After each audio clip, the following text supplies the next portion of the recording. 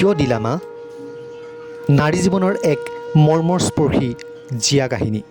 আহকচোন কাহিনীটোৰ মাজলৈ যাওঁ। মোক বিয়া কিয় দিলা মা? মানুহে মদ কিনি খায়নে মদে মানুহক কিনি খায় মা? আন্ধাৰত হিংস্ৰ জানুৱাৰ হৈ আপোনে খেদি ফুৰে আপোনৰ মাংস। হৃদযন্ত্ৰত উত্তপ্ত তেজবোৰ চকুপানী হৈ প্ৰতিবাদত নামে।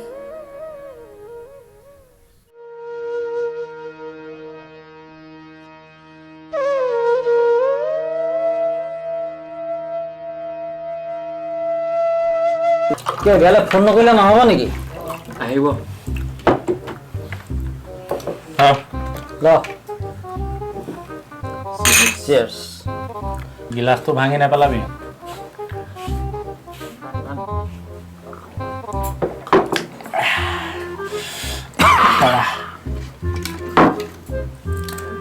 চাকনাই এদাই কৰি দিলি তহঁতি। মদন আহি নেপালেহি যে। তাকেহে এতিয়া কি হ'ল বা কোৱাৰ্টাৰ এটা লৈ আহিবলৈ কৈছিলোঁ তাক। আনিছেনে নাই বা? সি আকৌ সদায় সদায় ফ্ৰীকেহে খায়। এই লোকৰ ঘৰত ভাল। ঐ তহঁতি সদায় মই তহঁতক খোৱা বুলি কৈ থাক ন। এইটো ল খা, কিমান খা এইটো। এইটো কাৰ আগত দিবি? চকী এখন আনিল। তই হাঁহ এটা আনিম বুলি কৈছিল নহয়। তই বিয়েটো কাৰ মূৰত মাৰি আনিলি? পত্নী অৰ্ধাংগিনী বোৱাৰী হৈ প্ৰশ্ন জাগে, মোক কিয় বিয়া দিলা মা?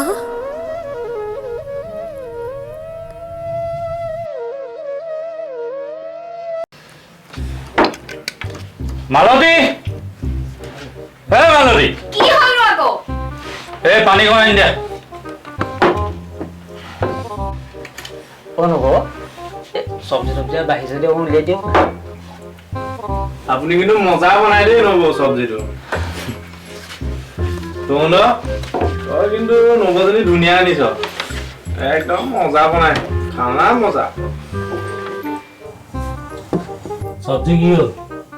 বিচাৰিলে নহয়, যোগাৰো দিব লাগে। তোমাৰ বুকুৰ উমেৰে বৈ যোৱা মই তাহানিৰ সোণালী সোৱণশিৰি হৈ আৰু নাই। কিয়নো বৰ্তমান মোৰ সোণালী দেহৰ ভূগোলত বহু বিতৰ্কিত চুক্তি। তোমাক কেনেকৈ দেখুৱাম মা? মালতী, মালতী, ভাত দিয়া।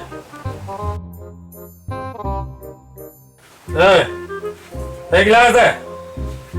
সেইসোপা খাই আহিছেহে, আকৌ খাই নাই? অলপতে ভাল কৰি আনিছোহে, ইমান কষ্ট কৰি। তোৰ বাপেৰে দিছিলে নেকি? হে কথা কবলৈ তোৰ বাপেৰে দিছিলে? কেইটকা দিছিলে মোক তোৰ বাপেৰে? এই মই নাখাওঁ ভাত, তই খা।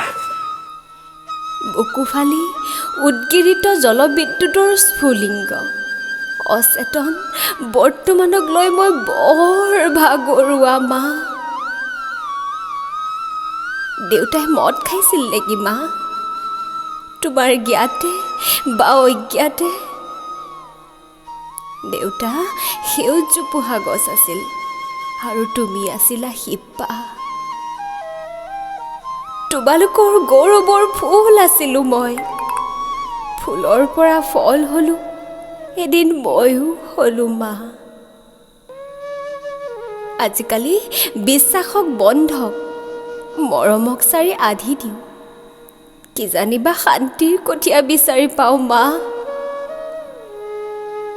মনবোৰে সলনি কৰিব বিচাৰে মানুহক, সেই বুলিয়ে মানুহ জানো পশু হ'ব পাৰে?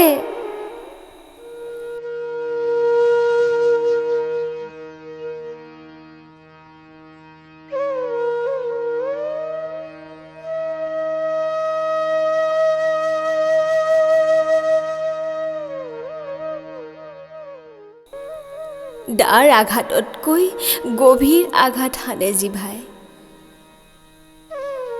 গোপনীয়তা, নাৰী জীৱনৰ স্বাধীনতা কাক ব্যক্ত কৰিম মা?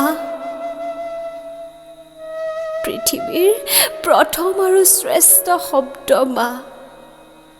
নিবিচাৰোঁ ভাঙিব তোমাৰ সপোনক।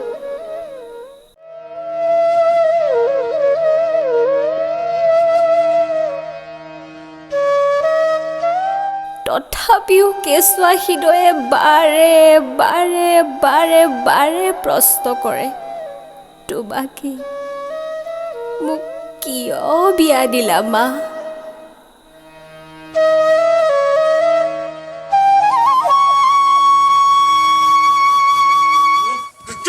যা বাপেৰ ঘৰ যা তই যা তই যা তোৰ বাপেৰ ঘৰ যা নাহিবি একদিন মোৰ ঘৰলৈ।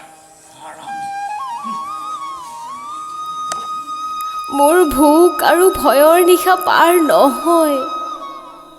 ধোঁৱা আৰু ধূলি ভৰ্তি বিশ্বাসহীন ডাৱৰে অনা ব্যস্ততাৰ বৰষুণত তিতি আৰু কিমান গছকিম আভিজাত্যৰ পদূলি।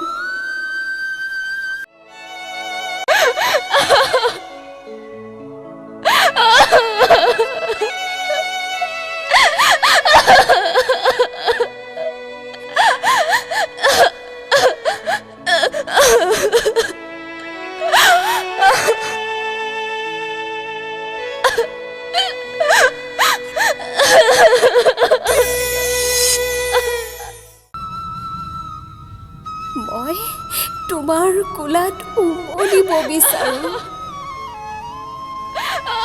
মই সুধিব বিচাৰিও সুধিব নোৱাৰোঁ তোমাক, মোক বিয়া কিয় দিলা মা? মন মানুহৰ নহয়, দানৱৰ পনীয়। প্ৰথমে মদ খাবলৈ আৰম্ভ কৰা হয়, শেষত মদে মানুহক খায়। দুখ, হতাশা আৰু আনন্দৰ কাৰণ মদ হ'ব নোৱাৰে।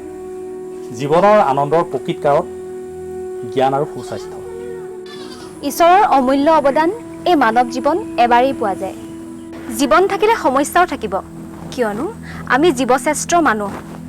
আহক সততাৰে জীয়াই থকাৰ চেষ্টা কৰোঁ, নিজৰ লগতে প্ৰকৃতিৰো উন্নতি সাধু। আহক আমি মদ পৰিত্যাগ কৰোঁ আৰু এখন সুস্থ সমাজ গঢ়ি তোলোঁ। কবিতাৰ জৰিয়তে আমাৰ কাহিনীটো কেনেকুৱা লাগিলে আপোনালোকে জনাব, আৰু লগতে লাইক, শ্বেয়াৰ আৰু ছাবস্ক্ৰাইব কৰিবলৈ নাপাহৰিব।